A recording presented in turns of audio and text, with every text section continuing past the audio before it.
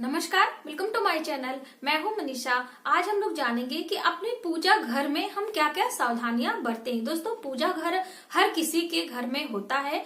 आप यदि छोटे से एक रूम में रह रहे हो रेंट पे, या फिर आप बड़ा सा आपका मकान है, कैसे भी पूजा के लिए सभी लोग थोड़ा सा स्थान जरूर बनाते हैं। तो उस पूजा के स्थान को हम ऐसे कैसे उसमें सकारात्मक ऊर्जा भरें, कैसे हम क्या नियम अपनाएं, कौन सी सावधानियां बरतें कि हमारे घर में उसकी जो सकारात्मक ऊर्जा है हमें ज्यादा से ज्यादा मिले। दोस्तों, अनजाने बस कभी ना कभी हम लोग कुछ ऐसी गलती कर देते हैं जिसकी वजह से हमारे घर पे नकारात्मक ऊर्जा का प्रभाव होने लगता है और उसका जो रिएक्शन होता है हमारे पूरी फैमिली को भुगतना पड़ता है, जिसकी वजह से घर में बहुत ज्यादा कलह क्लेश होता है या फिर कभी कभी स्वास्थ्य संबंधी परेशानी देखने को ज्यादातर मिलती है। ये कहीं ना कहीं पूजा घर से भी क्रिएट होती है। तो हम यही सारी चीजें जानेंगे कि हमें क्या क्या सावधानी बरतनी चाहिए। और दोस्तों, एक चीज मैं आपको और बताना चाहती हूँ, ये सारी चीजें वास्तु के नियम के अनुसार पहले से निर्धारित है। ये किसी की कहने सुनने वाली बातें नहीं है कि कोई अपने से आपको जो है समझाए। आप खुद अपना दिमाग लगा के उन बातों को समझें, उन तर्क को समझें, उसके बाद अपने पूजा घर पे ध्यान दें। अगर आप ये गलतियां कर रहे हैं तो अवश्य इसे आप छोड़ने की कोशिश करें। यदि आप हमारे चैनल पे पहली बार आए हैं तो प्लीज हमारे चैनल को सब्सक्राइब करें। सब्सक्राइब करने के लिए सब्सक्राइब बटन को प्रेस करें। उसके बाद जब बेल आएगी तो बेल आपको प्रेस करना बहुत आवश्यक है, इससे आपको नोटिफिकेशन मिलती रहेगी। तो चलिए अपने वीडियो को स्टार्ट करते हैं। पूजा घर। दोस्तों, पूजा का घर सबसे पहले आपको सही दिशा चुननी होगी कि आप किस दिशा में रखें। पूजा का घर हमेशा ईशान कोण में होना चाहिए। ईशान कोण का मतलब होता है पूर्व और उत्तर का जो कॉर्नर वाला हिस्सा होता है उसे ईशान कोण बोला जाता है। तो यदि आपका घर में स्थान है तो आप वहीं पे मंदिर अवश्य बनाएं। यदि वहां पे स्थान नहीं है किसी कारणवश तो आप पूर्व दिशा की तरफ अपना जो पूजा का मंदिर होता है वहां पे बनाएं। ऐसा स्थान रखें कि जो आपकी जो भगवान की मूर्तियां हैं, उनकी प्रतिमाएं हैं, आप पूर्व दीवार पे एडजस्ट करके आप लगा दीजिए। और जब आप पूजा करेंगे तो आपका मुख जो है पूर्व दिशा में ऑटोमेटिक होगा। तो इस वजह से आपको बहुत ज्यादा सकारात्मक ऊर्जा मिलेगी। दोस्तों, ऐसा माना जाता है कि जब भी हम कुछ बात किसी से अपनी बात आपको रखनी है, आपको अपनी बात उनसे कहनी है, तो हमेशा ईस्ट की तरफ मुंह करके बोला जाता है। आपने ध्यान दिया हो किसी एडवाइजर, किसी डॉक्टर का ज्यादातर जो टेबल होता है, यानी कि उनका जो चेयर और टेबल का सेटिंग होती है, हमेशा ईस्ट की तरफ, यानी कि जब भी वो बैठेंगे उनका मुख हमेशा ईस्ट की तरफ होता है। इस तरह से ईस्ट की तरफ यदि आप मुख करके अपनी बात रखेंगे तो सामने वाला जल्दी कन्विंस हो जाता है, यानी आपकी बात वो मान जाता है। तो हम अपने प्रभु से क्या करते हैं, अपनी बातें ही तो मनवाते हैं। अपनी जो रोजमर्रा की दुख सुख, हम खुश होते हैं तो भी भगवान को याद करते हैं। यदि हम दुखी रहते हैं किसी न किसी कारण बस, चाहे आप शारीरिक प्रकार से दुख हो, आर्थिक है, मानसिक है, किसी भी प्रकार से हम दुखी होते हैं तो भी हम अपने ईश्वर को याद करते हैं, यानी कि हम अपनी बातें उनके समक्ष रखते हैं। तो यदि हम इस तरह ईस्ट की तरफ मुंह करके अपने इष्ट को, अपने जो आपके ईश्वर हैं, उनसे आराधना करेंगे तो उसका लाभ हमें ज्यादा मिलेगा। तो इसलिए आप इस बात का अवश्य ध्यान रखें। यदि आपके पास पूर्व दिशा में जगह भी नहीं है, आप बहुत सारे लोगों को ऐसा प्रॉब्लम हो जाता है कि पूर्व दिशा की तरफ नहीं मिल पाता है, वो फ्लैट में रह रहे हैं, तो आप उत्तर की दिशा की तरफ भी अपना भगवान का मंदिर बना सकते हैं। दिशा आपकी उत्तर होनी चाहिए।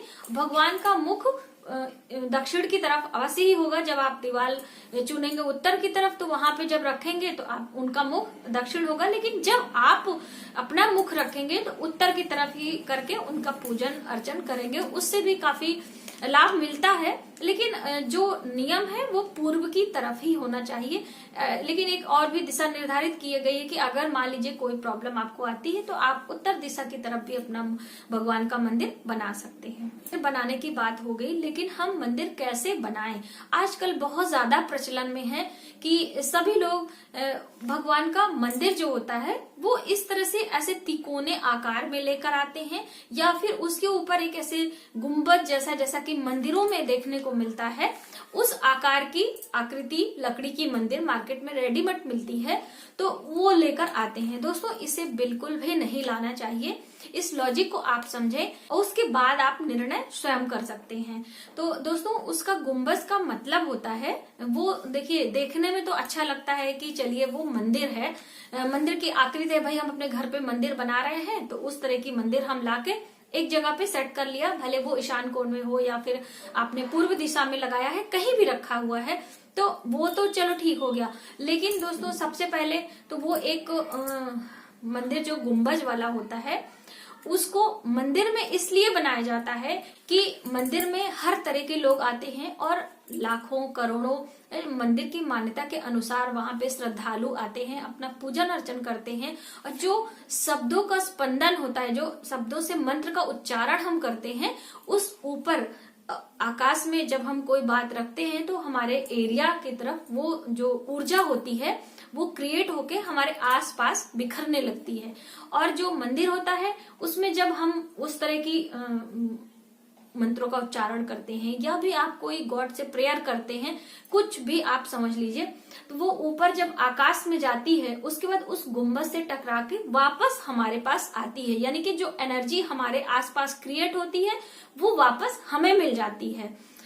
तो उसका फायदा हमें तुरंत मिलता है और जो आसपास लोग होते हैं उन्हें मिलता है।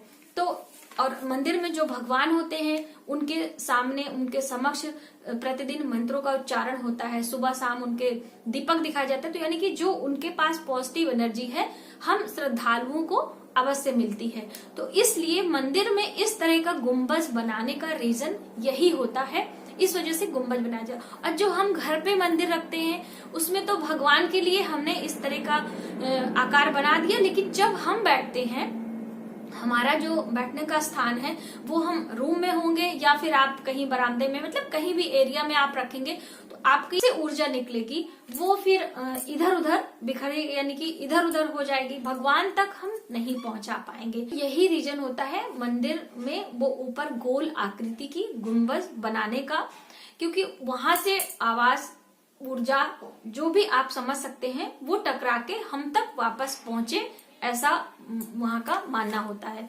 अब यदि हम अपने घर पे भी इस तरह का नहीं बना पाते हैं, केवल वो भगवान के लिए ही होता है, तो जो हम अपनी बातें रखते हैं वो उन तक न पहुंच के आकाश में चली जाती है या पूरी घर में ऊर्जा हमारी फैल जाती है। तो इसलिए आप इस तरह का अलमारी या मंदिर ना बनवाएं। कहीं भी किसी भी स्थान पे आपके रैक है, कुछ भी है, उसमें आप भगवान को बिठा लें, साफ सुथरा आप कपड़े बिछा दें, और या फिर आप एक कोई लकड़ी की चौकी ले लें, उसमें भगवान को अच्छे से बिछा लें। और दोस्तों भगवान का मंदिर में बहुत ज्यादा कांच की चीजों का प्रयोग नहीं करना चाहिए। जैसे बहुत सारे लोग कांच के दरवाजे लगा देते हैं या बहुत सारे लोग कांच की भी मंदिर लेकर आते हैं, ये सारी चीज हमारे लिए शुभ नहीं होती है। ज्यादातर भगवान की चौकी या भगवान के लिए जो हम प्रयोग करते हैं लकड़ी का चीज होना चाहिए।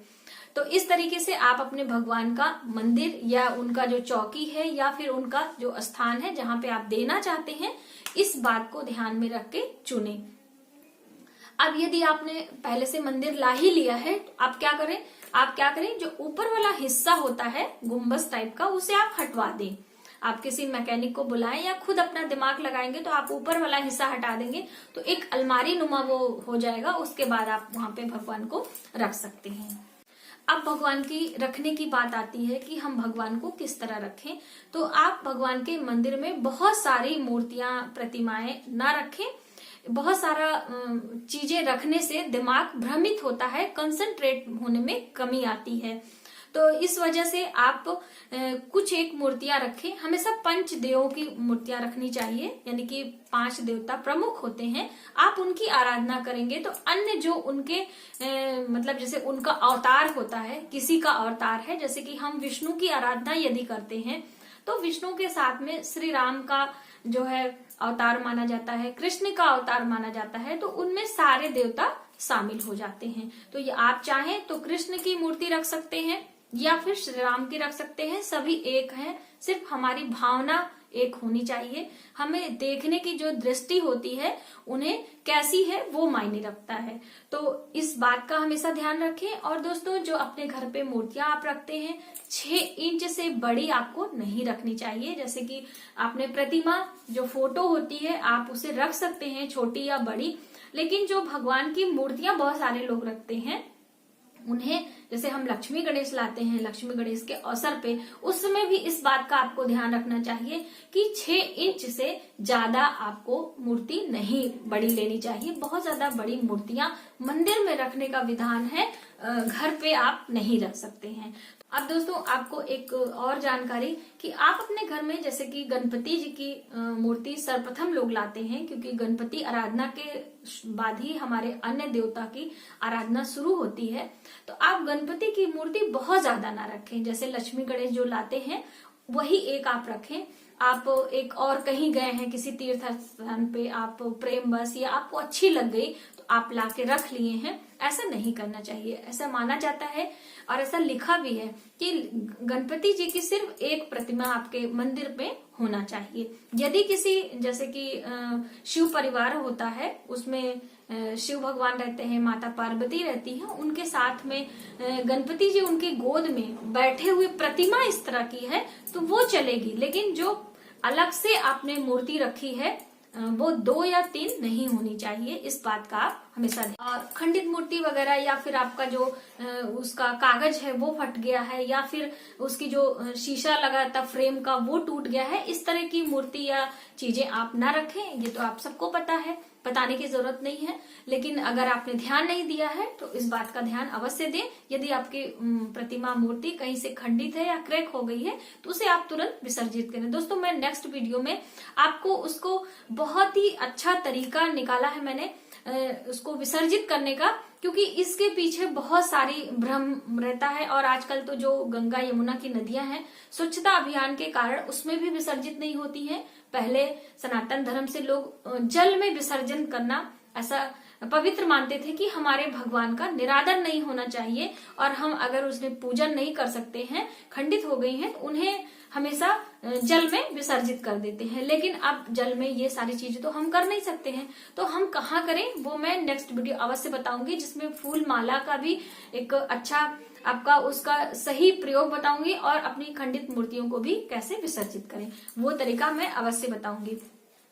अंगूठे के बराबर ही अपने घर के मंदिर में शिवलिंग रखना चाहिए। इससे ज्यादा बड़ा शिवलिंग आप अपने घर के मंदिर में ना रखें, उससे गलत एनर्जी क्रिएट होगी और हमारे लिए वो शुभ नहीं होगा। तो अंगूठा जितना बड़ा होता है उतना बड़ा ही शिवलिंग आप रखें। दोस्तों, अपने पूजा का मंदिर एक ही स्थान पे रखें। एक ही स्थान पे रखने से आपको ये लाभ होगा कि एक जगह पे यदि प्रतिदिन आप कोई पूजा पाठ कोई भी मंत्रों का उच्चारण करते हैं तो उसमें से एक सकारात्मक ऊर्जा निकलती है और वो हमारे लिए बहुत ही फायदेमंद और शुभ रहती है। तो इस वजह से आप पूजा का एक ही स्थान रखें और जो पूजा करने का समय होता है वो भी आप सुबह शाम, जैसे सुबह आप पूजा करते हैं वो भी, और शाम का एक ही समय रखें। कहने का मतलब जैसे सुबह आपने 5 बजे 6 बजे 7 बजे पूजा करने का है तो सुबह प्रतिदिन आप उसी समय पे करें। थोड़ा बहुत इधर उधर हो सकता है किसी कारणवश, पर आप कोशिश करें कि एक ही समय पे पूजा निर्धारित कर लें कि हमें इसी समय करना है, उससे बहुत ही सकारात्मक ऊर्जा आपको मिलेगी। और ऐसे आप संध्या के समय भी आप चूज कर लीजिए कि आपको किस समय पूजा करना है। ज्यादातर गोधूली बेला में ही पूजा करना शुभ माना जाता है, उस समय बहुत सारे कार्य वर्जित होते हैं, तो उस समय पूजा करना अति उत्तम होता है।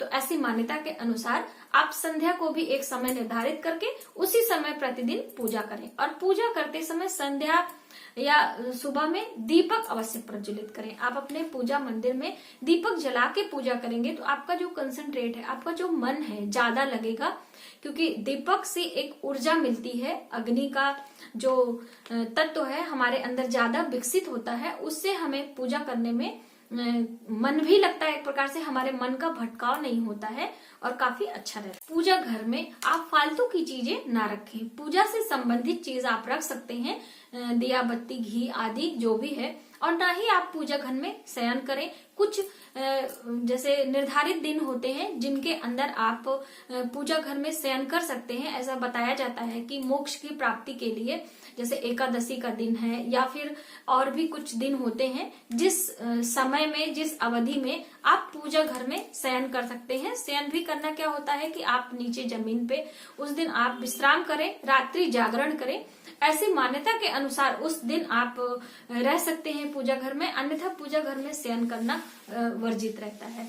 और दोस्तों पूजा घर में कभी भोजन भी नहीं करना चाहिए। वहां बैठ के जो वहां का प्रसाद वगैरह होता है वो भी आपको बाहर आके ग्रहण करना चाहिए। दोस्तों ये थी कुछ जानकारी पूजा घर से संबंधित, जो कि आप हमेशा ध्यान रखें और समय और स्थान का चुनाव आप अवश्य करें। इससे हमारे घर पे सकारात्मक ऊर्जा अवश्य मिलेगी और पूजा का आपका जो फल होगा वो ज्यादा मिल सकेगा। यदि हमारी वीडियो आपको थोड़ी सी भी हेल्पफुल लगे तो प्लीज हमारी वीडियो को लाइक करें, शेयर करें, सब्सक्राइब जरूर करें।